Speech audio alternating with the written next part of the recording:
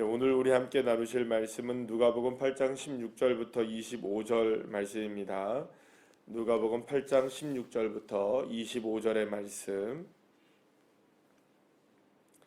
우리 함께 합독하시겠습니다. 누구든지 등불을 켜서 그릇으로 덮거나 평상 아래에 두지 아니하고 등경 위에 두나니 이는 들어가는 자들로 그 빛을 보게 하려 함이라. 숨은 것이 장차 드러나지 아니할 것이 없고 감추인 것이 장차 알려지고 나타나지 않을 것이 없느니라. 그러므로 너희가 어떻게 들을까 스스로 삼가라.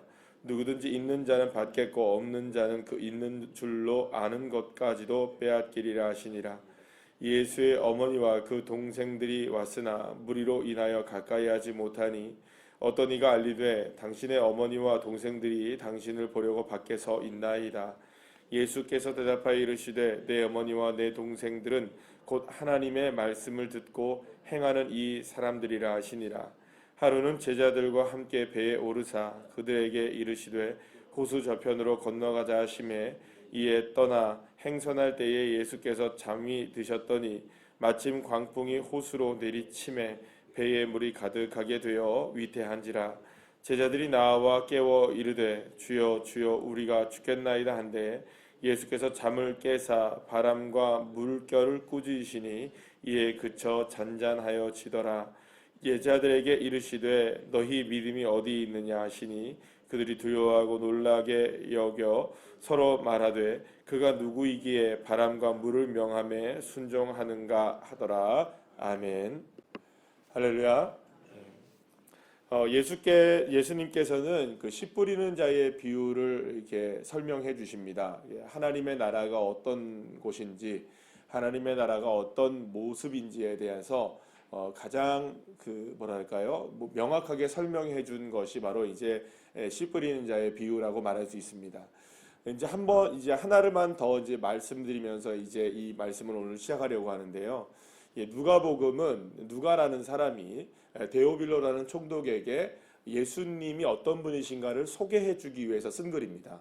그러니까 이거는 그 여러 가지의 그 예수님에 관한 이야기들이 하나하나 연결되어 있지만 그 연결되어 있는 것이 마치 스토리처럼 연결되어 있다고 생각하시면 됩니다. 그러니까 예수님의 말씀이 지금 어느 말씀이 있었냐면 산상수훈의 말씀이 있었죠. 산상수훈은 하나님의 나라가 어떤 나라인지 이론적으로 설명한 것입니다. 그러니까 하나님의 나라는 오른뺨을 대면 왼뺨을 대야 된다. 가난한 자가 복을 받는다. 원수를 사랑하는 나라다. 이런 얘기를 하시죠. 그리고 그 나라가 과연 이 땅 가운데 정말로 이루어질 수 있을까에 대한 부분을 비유로 예수님이 설명하십니다. 그게 바로 어떤 비유이냐? 씨 뿌리는 자의 비유인 것이죠.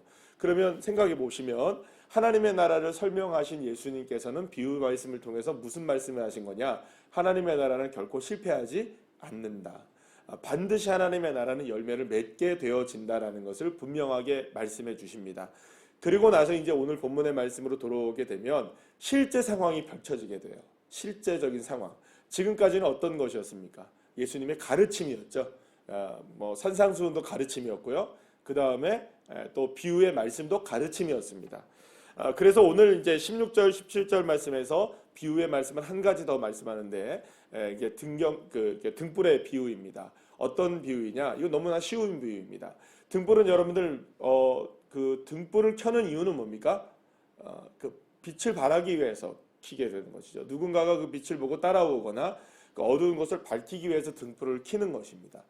그렇기 때문에 예수님께서 이 등불의 비유를 통해서 반드시 등불은 빛을 나게 되어 있고 누군가에게 빛을 보이게 되어 있다는 것을 말씀하죠. 그러면 결국에 하나님의 나라가 시작되었다면 반드시 빛을 보게 될 수밖에 없다는 겁니다. 어두운 곳을 밝히게 되고 다 드러나게 된다. 결코 이 하나님의 나라는 드러나지 않게 되지 않고 반드시 드러나게 될 수밖에 없다는 것을 이 등불의 비유를 통해서 예수님이 말씀하십니다. 그러면서 18절 말씀에서 예수님이 뭐라고 말씀하시냐? 너희가 어떻게 들을까 삼가라. 누구든지 있는 자는 받겠고 없는 자는 그 있는 줄도 빼앗길 것이다.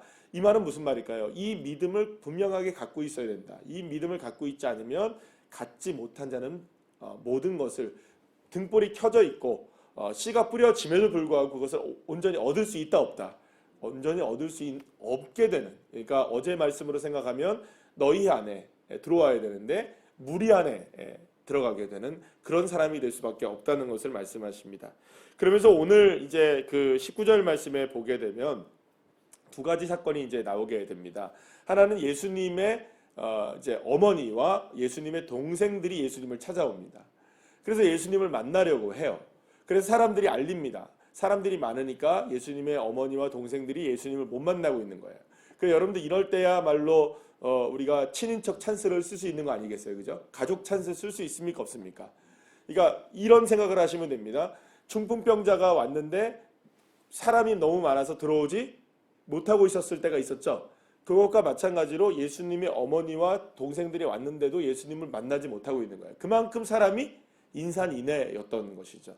그러니까 밖에서 누가 그리 얘기했겠죠. 내가 지금 나사렛에서 왔는데 내가 마리아인데 우리 아들이 거기 있다.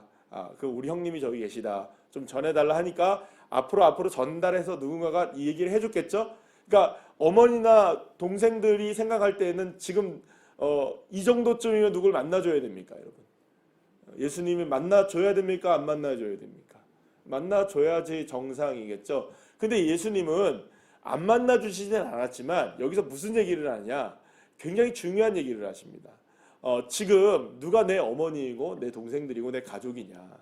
이 얘기를 하시면서 뜬금없이 그 얘기를 하십니다. 하나님의 말씀을 듣고 행하는 이 사람들이야말로 나의 가족이다라는 말씀을 하시는 거예요. 그러면 듣고 행한다라는 말씀은 어디서 많이 들어본 말씀이죠, 여러분들. 방금 전에 우리가 어제 우리가 함께 나눴던 씨 뿌리는 자의 비유에 보면 듣고 행하는 사람, 듣고 하는 사람들을 이야기하는 걸 보셨죠, 여러분들. 씨 뿌리는 자의 비유를 보면 예수님이 해석하실 때 이게 이제 그런 얘기를 하시는 거예요.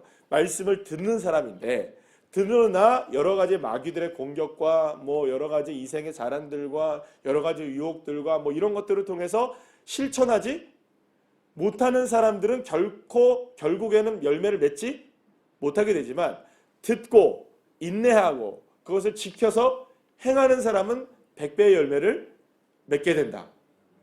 그러면 어떤 사람이 예수님의 가족이 될 수 있나요? 하나님 나라의 백성이 될 수 있나요? 예수님의 가족이 된다는 것은 하나님 나라의 백성이 된다는 거잖아요. 그럼 하나님 나라의 백성 된다는 건 어떤 사람인가요? 하나님의 말씀을 온전히 믿고 지켜내는 사람. 인내하며 지켜내는 바로 그 사람. 듣는 것으로 끝나는 것이 아니라 그것을 정말로 행할 수 있는 사람. 그것을 진짜로 우리의 삶 속에서 실천해 나갈 수 있는 그 사람이야말로 내 가족이다라는 말씀을 이 예수님은 누구를 통해서 얘기합니까? 자신의 어머니와 자신의 동생들을 오면서 말씀을 하신 거예요. 자, 그리고 나서 장면이 확 바뀝니다. 어떤 장면이 바뀌느냐? 예수님이 그 배를 타고 이제 바닷가로 이제 나가시는 거예요. 그 바닷가로 나가셨을 때에 갑자기 풍랑이 입니다. 근데 그 풍랑이 있는 곳에서 그 배 안에서 주무시고 계신 거예요. 그러니까 다른 성경에 보면 고물에서 주무시고 계신다 하는데 맨 끝에서 이렇게 주무시고 계신 거죠.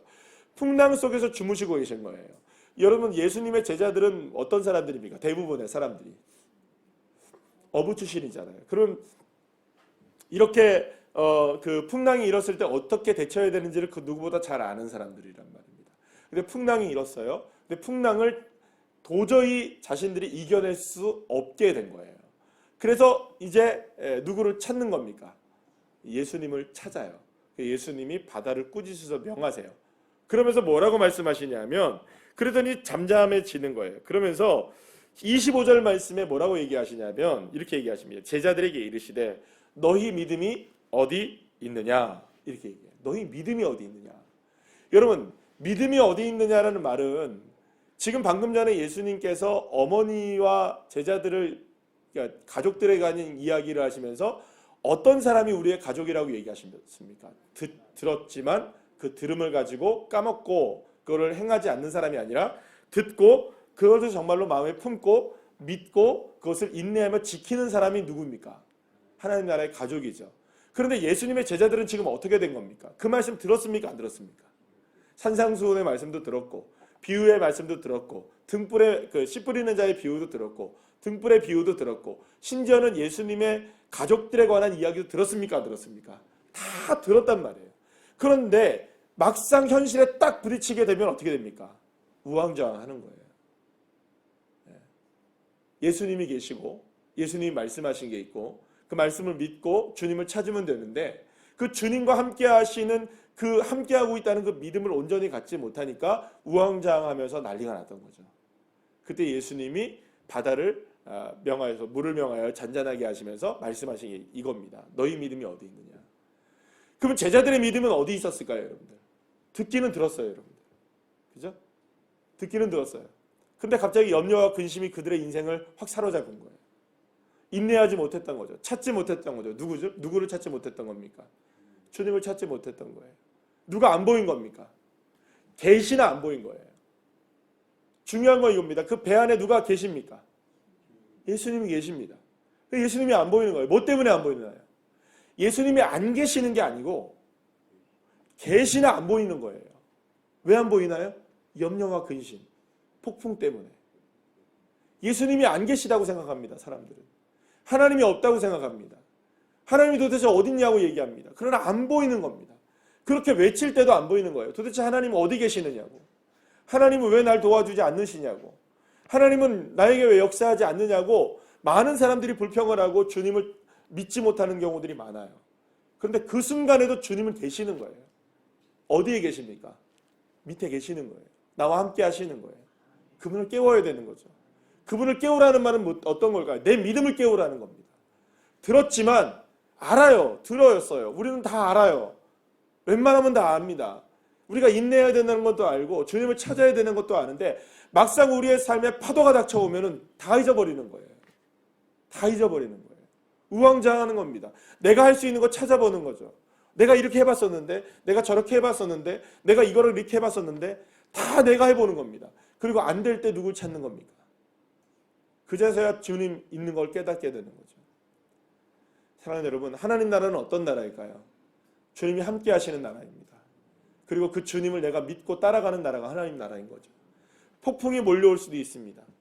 우리의 삶에 돌짝과 길바닥과 같은 가시밭과 같은 일들이 우리에게 수없이 많이 있는 나라가 하나님 나라입니다. 그러나 그런 나라임에도 불구하고 우리는 반드시 열매를 맺습니다. 왜냐하면 우리의 인생 자체가 좋은 밭은 아니에요. 그죠? 여러분, 우리의 인생 자체가 좋아서 여러분들 우리가 열매를 맺을 수 있다고 생각하십니까? 천만의 말씀이에요.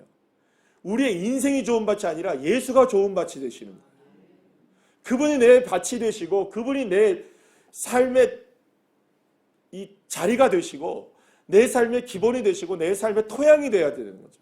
그래야 열매를 맺는데 사람들은 내 밭이 괜찮아진 밭이 될 거라고 생각하는 거예요. 아닙니다, 여러분들.